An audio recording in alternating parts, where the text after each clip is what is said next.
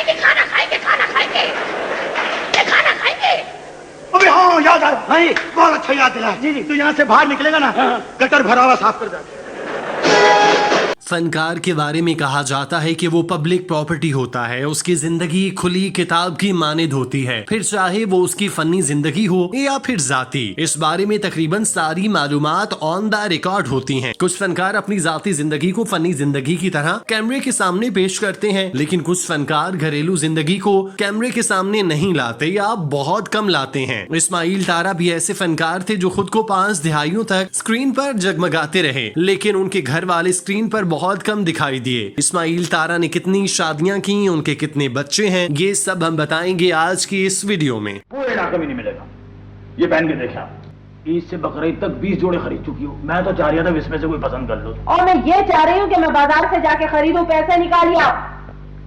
वहां से तबाह करके रख दिया ईमानदारी। अपनी बातों से मुस्कुराहटें बखेरने का फन जानने वाले इस्माइल तारा इस हवाले से खुशकिस्मत रहे कि उन्हें जाती जिंदगी में किसी किस्म की मुश्किलात का सामना नहीं करना पड़ा। आमतौर पर मकबूल अदाकारों के घरों में सुकून नाम की कोई चीज नहीं होती। वो बाहर तो कामयाब अदाकार के तौर पर पेश किए जाते हैं, लेकिन घर में वो नाकामी की मूरत नजर आते हैं। लेकिन इस्माइल तारा के साथ ऐसा कुछ नहीं हुआ। इसकी वजह यह रही कि उनकी शादी करियर की इब्तदा में घर वालों की मर्जी से कर दी गई। उनकी बेगम का शोबे से कोई ताल्लुक नहीं था। हालांकि नॉन फिल्मी बेगमात जब अदाकारों से शादी करती हैं, फिर उसमें शक का अंसर ज्यादा पाया जाता है, और फिर जब उनका शौहर मकबूलियत की बुलंदियों पर पहुंच जाए तो फिर ये मामला और ज्यादा हो जाता है। ऐसा इस्माइल तारा के साथ भी होता, लेकिन उनकी बेगम ने ऐसी नौबत आने नहीं दी। वो इस बात से वाकिफ थी कि इंडस्ट्री में रहते हुए ये सारी चीजें नॉर्मल हैं, तो उन्होंने अपने शौहर को एक स्पेस दी, जिसकी वजह से वो सुकून और इत्मीनान के साथ काम करते रहे। यहाँ पर सिर्फ इस्माइल तारा की बेगम ही नहीं, बल्कि वो खुद भी काबिले दाद है कि उन्होंने शोहरत की बुलंदियों पर पहुंचने के बावजूद वफा का दामन ना छोड़ा। लाखों करोड़ों कमाने वाले इस्माइल तारा दूसरे फनकारों की रविश इख्तियार करते हुए मुआशके भी लड़ा सकते थे या फिर दूसरी बीवी भी ला सकते थे, लेकिन उन्होंने खुद को इन तमाम तर मामलात से दूर रखा, जिसके बायस उनका करियर महफूज रहा और वो अपना नाम बनाते चले गए। इस्माइल तारा को अल्लाह पाक ने 4 बेटों और 1 बेटी से नवाजा। उनका एक बेटा 8 साल की उम्र में बीमारी के बायस फौत हो गया था, जिसका दुख इस्माइल तारा को सारी जिंदगी रहा। ताहम वो अपने 4 बेटों में उस बेटे की झलक देखकर खुश हो जाते। इस्माइल तारा के तमाम बेटे पढ़ लिख कर अपनी जिंदगी में कामयाब हो गए, जिसके बाद बाप ने उनकी शादी करके उन्हें उनकी जिंदगी में सेट कर दिया। इस्माइल तारा ने अपने जीते जी बेटे और बेटी की शादी कर दी और वो अपनी हयात में ही अपने पोते पोतियों को खिलाने में कामयाब रहे। इस्माइल तारा के बेटे का जब इंतकाल हुआ तब वो अस्पताल में थे। जिस दिन बेटा दुनिया से रुखसत हुआ उस दिन उन्होंने लाइव शो में परफॉर्म करना था। उस शो की सारी टिकट्स उनके नाम पर बिकी थी और हॉल पूरा फुल था। अब इस्माइल तारा कॉमेडियन होने से पहले एक बाप थे और उनका दिल उस वक्त अपने बेटे की जुदाई पर गम से फटा जा रहा था, लेकिन उन्होंने जज्बात के हाथों मगलूब होने की बजाय बतौर फनकार अपनी जिम्मेदारियां पूरी करने का फैसला किया। वो मुकर्ररा वक्त पर हॉल में पहुंचे और 3 घंटे तक परफॉर्म किया। इस दौरान हाजरीन तो दरकिनार, उनके साथी फनकारों को भी इल्म ना हुआ कि इस्माइल तारा अपने बेटे की मौत का सदमा लेकर ये ड्रामा कर रहे हैं। 3 घंटे की परफॉर्मेंस में उन्होंने हाजरीन को खूब हंसाया। ड्रामे के इख्तिताम पर उन्होंने ये खबर दी कि उनके बेटे का इंतकाल हो गया, जिस पर पूरे हॉल में खौफनाक सन्नाटा छा गया। सब ने उन्हें यही कहा कि आप ड्रामा छोड़ देते, जिस पर उनका एक ही जवाब था कि आवाम ने मेरी वजह से पैसे खर्च किए, अगर मैं ना आता तो वो पैसे जाया हो जाते। कोई भी फनकार इस बात को अच्छा नहीं समझता कि उसके मदाहों को किसी किस्म की परेशानी या मायूसी का सामना करना पड़े, क्योंकि वो तो दूसरों के चेहरों पर मुस्कुराहटें बखेरने का काम करते हैं। आमतौर पर किसी भी फनकार की कामयाबी का अंदाजा इस बात से लगाया जाता है कि वो अपनी जिंदगी से कितना मुतमईन और खुश है, क्योंकि उसकी खुशगवार जाती जिंदगी करियर पर असर अंदाज होती है। पाकिस्तान शोबिज इंडस्ट्री में जिन बड़े नामों ने पहचान बनाई, उन्हें जाती जिंदगी में कोई परेशानी लाहक ना थी। वो बेहतरीन अदाकार और कामयाब शोहर दोनों के फराइज बखूबी सर अंजाम देते थे। इसी वजह से वो इंडस्ट्री में अपना नाम बनाने में कामयाब हुए। इस्माइल तारा जैसे कॉमेडियन के लिए बड़ा एजाज है कि उनकी जिंदगी कामयाबियों से इबारत रही। ना ही उनके स्कैंडल सामने आए, ना ही उनकी बीवी से ताल्लुकात खराब हुए। उन्होंने एक शरीफ नफ्स इंसान के तौर पर अपनी जिंदगी गुजारी और इस फानी दुनिया में मुद्दत पूरी करने के बाद एक मुसाफिर की तरह कूच कर गए और अपने पीछे यादों का एक लामुतनाही सिलसिला छोड़ गए, जो रहती दुनिया तक उनके नाम और काम को याद रखेगा। मैं तेरा बाप बनूंगा।